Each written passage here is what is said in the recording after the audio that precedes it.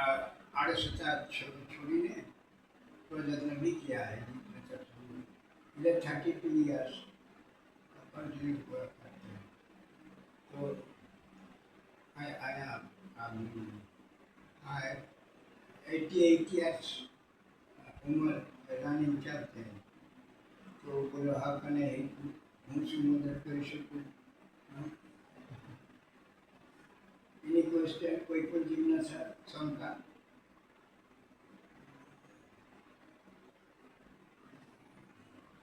मेरा अब तो है ना आया तो मेरा पुस्तक कुछ देखा नहीं देखा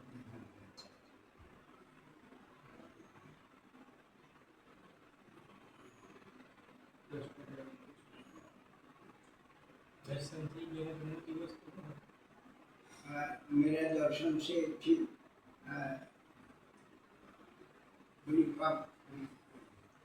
पाप खंडन गुरु कृपा मुक्ति साधन बोले मेरा दर्शन से शांति मुक्ति मोक्ष मिले नहीं पोताना पुरुषार्थ की मुक्ति साधन बोले साधना से मुक्ति मिले पोताना साधन पोते खाए तो भूख मिटे बीजे कोई खाए तो भूख मिटेगा नहीं तो पोते को ही करना गुरु थाड़ा ओपन कर देते त्रिजो नेत्र ओपन कर देते और जीवन को प्रकाशित कर देते दीक्षा के दौरान पर और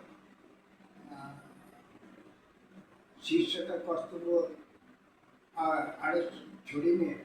साधन भजन करना तो जीवन निश्चित सफल